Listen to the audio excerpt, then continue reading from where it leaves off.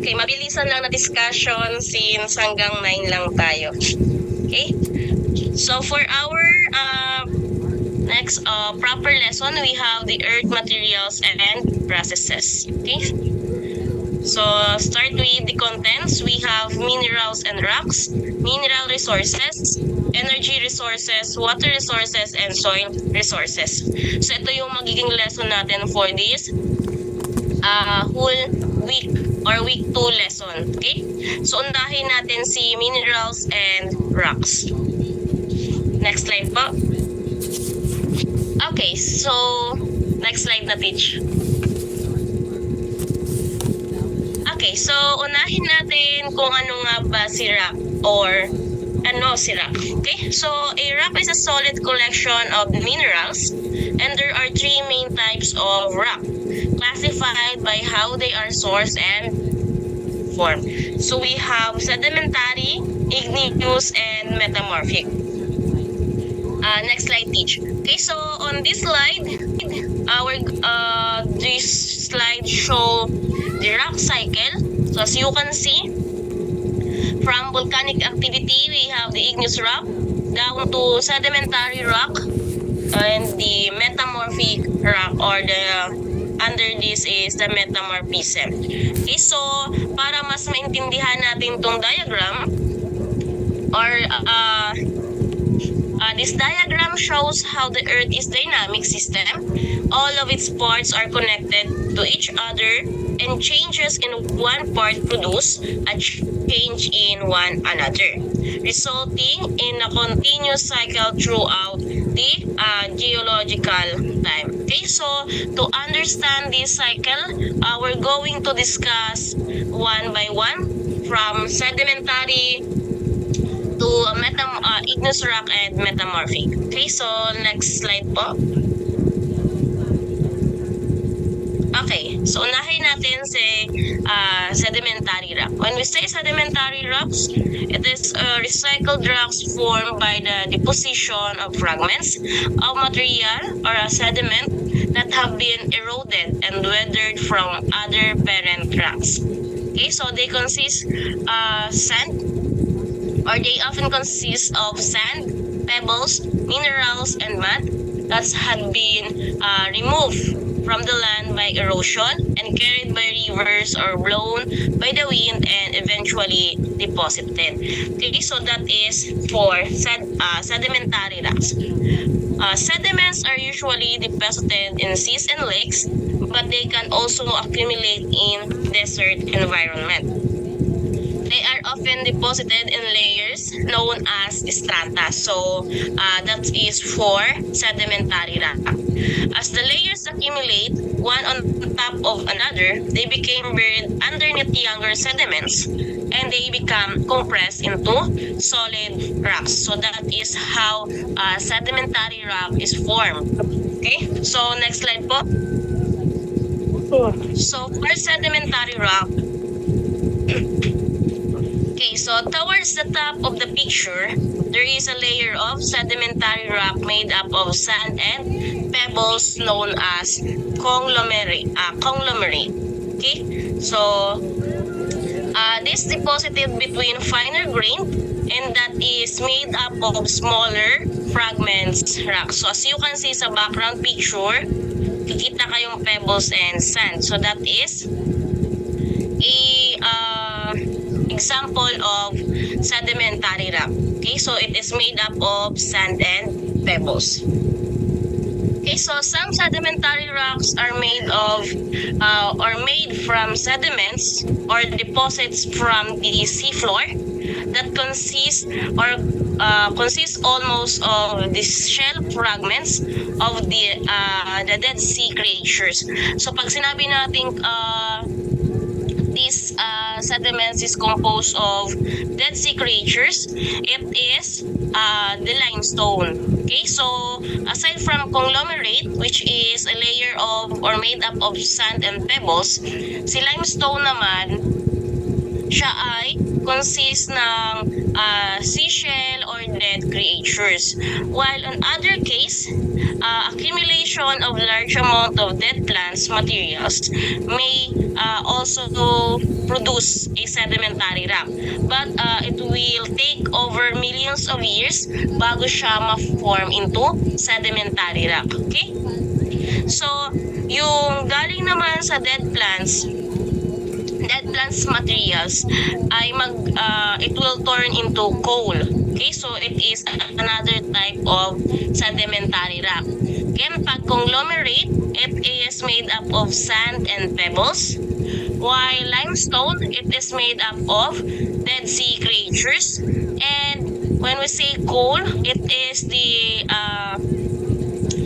amounts of dead plants materials. Pero si coal kasi sobrang tagal niya mag-form, or sobrang tagal niya since it will takes billions or millions of years to form. Okay? So that is the three types or the types of sedimentary rock. Okay, so we have now for the next example, next slide po.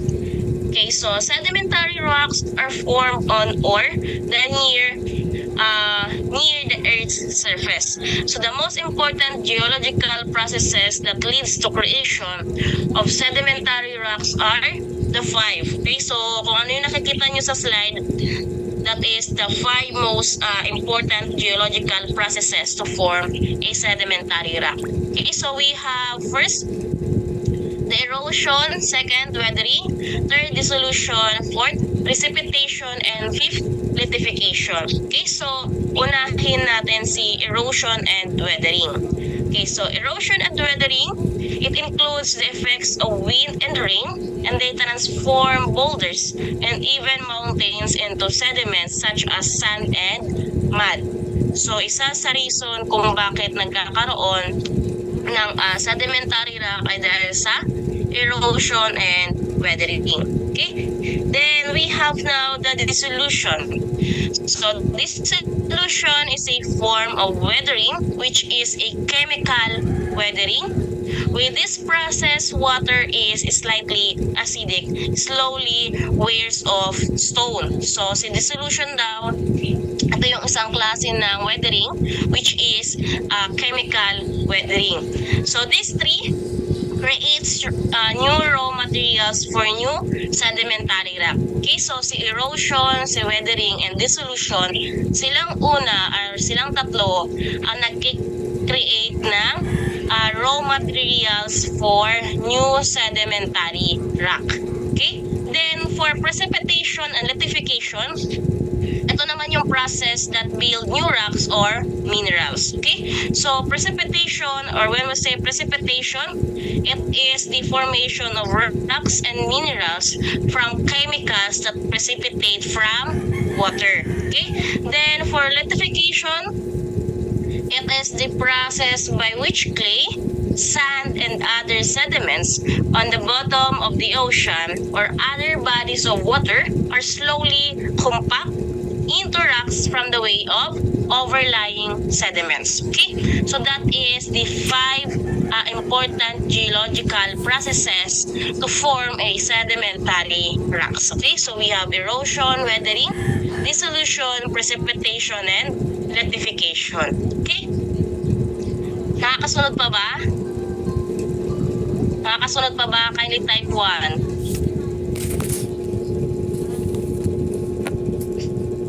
Okay, thank you so much. Okay, now we're going to have an examples of sedimentary rock formation. Next slide po. And sorry sa boses ko kasi paus pa rin ako hanggang ngayon. Okay, so ito yung mga examples, or these five are one of the examples of sedimentary rock formation. Okay, so sa pictures na to, sa rimang to, saan dyan yung familiar kayo? Kindly chat. Kindly type your answer. Saan kayo dyan familiar? Sa Mount Everest ba? Sa Wave Rock? Bryce Canyon? Grand Canyon? Or Smoky Mountain? Okay. So most of you answer Mount Everest. Other is Grand Canyon. Okay, so isa-isahin natin yan sila. Okay, so unahin natin si Mount Everest. So Mount Everest is considered as a sedimentary rock because it is a sedimentary formation, or it has a sedimentary formation composed of limestone, marble, shale, and pellet. Okay, so the highest rock is formed of limestone, recrystallized dolomite, and a siltstone. Sino dito familiar sa dolomite? Sino familiar sa dolomite? Grade 11. Okay. Yes. Okay, so familiar sa Manila Bay. Okay, so si Mount Everest meron siyang recrystallized dolomite. Okay? So that is why isa siya sa example of sedimentary rock formation. Okay? So geologists are of the opinion that Mount Everest evolved about 400 million years ago from the solidified limestone sediments. So it deposited at the bottom of the existing Tethys Sea. So ganito yung spelling ng Tethys. Okay, so ganyan yung Tethys Sea. Okay? Then next we have the wave rock. Sino familiar dito sa wave rock? Pag bumibili yung parents nyo or yung family nyo na laptop or PC, ito yung wallpaper or different angle lang, pero wave rock pa rin yun. Sino na nakapansin? Sa bagong PC or laptop, diba? Isa si wave rock sa wallpaper ng mga bagong PC or laptop, or sa tawag dito, Microsoft ba yun? Different angle nga lang, pero si wave rock yun. Okay? So wave rock is a sedimentary sandstone rock formation. So isa sa kinoconsider na sedimentary rock formation. So the erosion was initially caused by the water, but now it is carried by wind. So dati, yung erosion na nagko-cause dito kay wave rock ay tubig, pero ngayon hangin na. Kaya kung makikita nyo, kala nyo pintadong-pintado or plakadong-plakado yung pagkakapinta dito kay wave rock dahil yung sa tubig and ngayon sa hangin. Okay? So wave rock and Mount Everest is considered as a most famous sedimentary rock formation. Next we have the Bryce Canyon National Park sa baba ni Wave Rock. Okay, so Bryce Canyon National Park, or also known as Hoodoo's, is a sedimentary rock formation which appear like a huge natural amphitheater. So as you can see sa pictures, maganda siya tingnan and it is like a amphitheaters. Okay, so Hoodoo's sedimentary rock formations result from the frost weathering of the sedimentary bed of the lake. So si Hoodoo's or si Bryce Canyon, katapat lang siya ng isang lake dito sa tawag dito sa southwestern USA, Utah, USA. So that is why nagkaroon ng erosion, then this Bryce Canyon National Park is formed.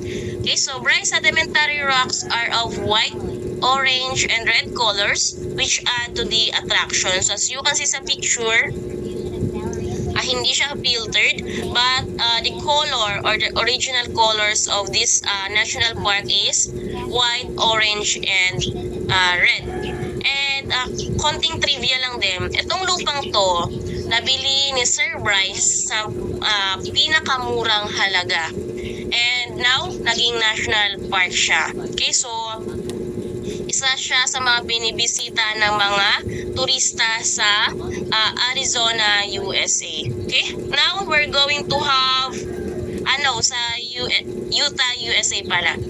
Now, we're going to have the Grand Canyon. So, si Grand Canyon naman, it is located at Arizona, USA. Okay? So, Grand Canyon is a steep canyon created by erosion caused by the Colorado River in Arizona, USA. So erosion by the Colorado River has exposed 2 billion years of geological history.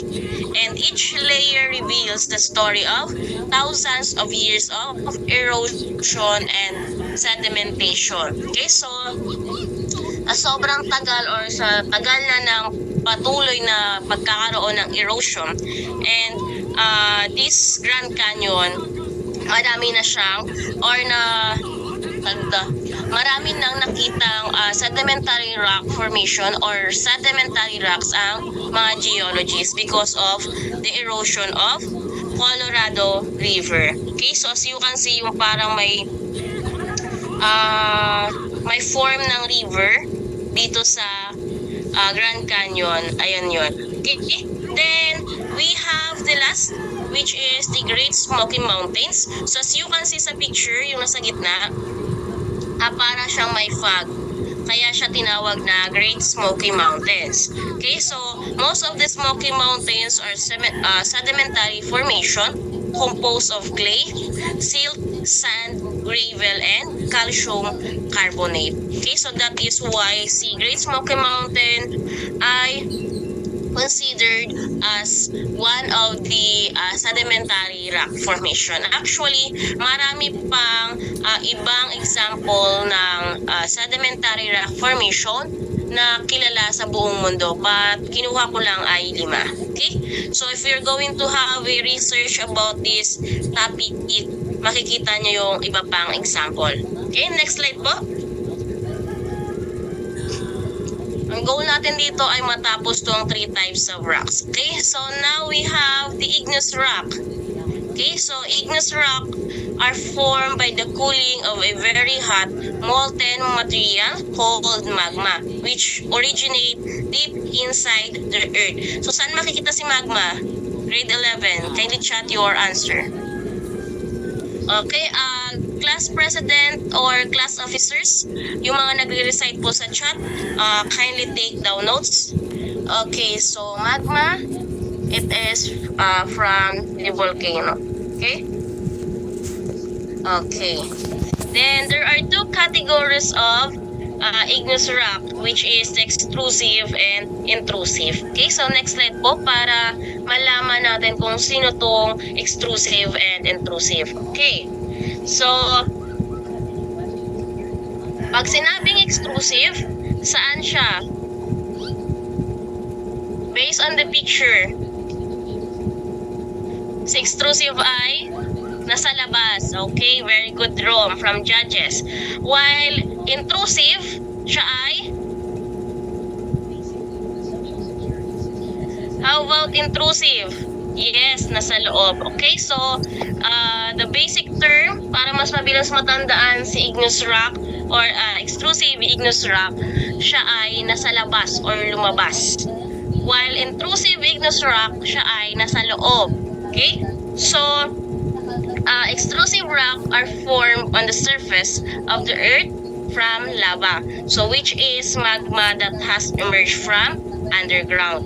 While intrusive igneous rock are formed from magma that cools and solidifies beneath the surface. So that is the 2 categories for the igneous rock. Okay, so again, pag sinabi natin extrusive igneous rock, nasa labas, while intrusive, nasa loob. Okay? So that is how we're going to classify these 2. Okay? Then next, we're going to have an example of igneous rock. Okay, so there are so many famous examples or igneous rock formation around the world, but I have these 3. Okay? So, unahin natin si Giant Causeway from Northern Ireland. Okay, so Giant Causeway is a splendid show of the aftermath of a particular kind of volcanic activity. So, it is formed by the rapid cooling of lava that has been pushed through fissures in the ocean floor. Okay, so based from the 2 categories of igneous rock, sa tingin nyo, si Giant Causeway ba ay extrusive or intrusive? Kindly chat your answer. Again, sa tingin nyo si Giant Causeways, intrusive ba siya, extrusive? Okay. Si Giant Causeway ay isang example ni extrusive igneous rock. Bakit? Kasi nasa labas, outside na yung naging cooling ng lava. Sinabi nga natin kanina, extrusive rocks are formed on the surface of the earth from lava. So, si Giant Causeway ay cause ng volcanic activity. So, that is outside. Okay? So, Giant Causeway is an example of extrusive igneous rock. Okay, next, we're going to have the Devil's Tower sa baba ni Giant Causeway. So,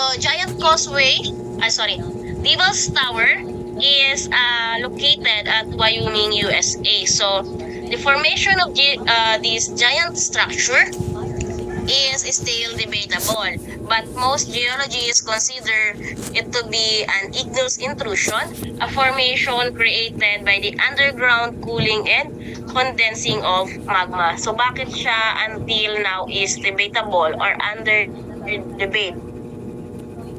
Kasi po, sa paligid nito ni Devil's Tower, nagkakaroon siya ng erosion. So, ang titingnan na possible na mga geologists ay dapat daw si Devil's Tower ay under ni sedimentary rock and hindi under ni igneous rock. But most of the geologists consider this to be an igneous rock kasi nagkaroon ng cooling and condensing of magma sa loob nitong Devil's Tower. Okay? And based from that, sa tingin nyo, si Devil's Tower ba ay extrusive or intrusive? Grade 11. Yes, okay. So, that is intrusive. Nasa loob. Again, kakasabi ko lang kanina, nagkaroon ng cooling and condensing of magma sa loob nitong Devil's Tower. Kaya siya ay considered as igneous or intrusive igneous rock. Okay? While we have now the third one, Faraglione Lake Cyclope or the Island of Cyclops. So, kung hindi nyo matandaan tong isa, since mahaba yung pangalan niya, lagi nyo na lang tandaan si or the Island of Cyclops. Sino familiar kay Cyclops? Sino familiar? Saan nyo siya nakilala? Yes, one eye siya. Sa ML, ayun, tama. Okay? So, itong picture na to, pag hindi nyo matandaan yung pangalan, itong Faraglione Lake Cyclope, I'll accept the answer for or the answer as Island of Cyclops. Okay? So, siya naman ay matatagpuan sa Sicily, Italy. Okay? So, baka lang kasi lumabas to sa exam nyo, hindi natin masabi. Okay? Again, tandaan, pag Faraglione Cyclope, it is the Island of Cyclops. So, its rock are of volcanic origin, linked to the very first of the famous Mount Etna in 1669. So, ito daw, si Island of Cyclops, it is originated from the volcanic activity of Mount Etna in 1669. So, as you can see, nasa gitna siya ng dagat. But, it is considered as a igneous rock since nag-originate siya sa volcanic activity. Okay? So, pag sinabi natin igneous rock, galing siya sa volcanic activity or it happens because of a volcanic activity. So, these three are examples of igneous rocks. Okay? Then, next slide. Oh my God. Teach, sino nang next? Ako po, teach. Ako po. Ano ba yan? Kulang yung time.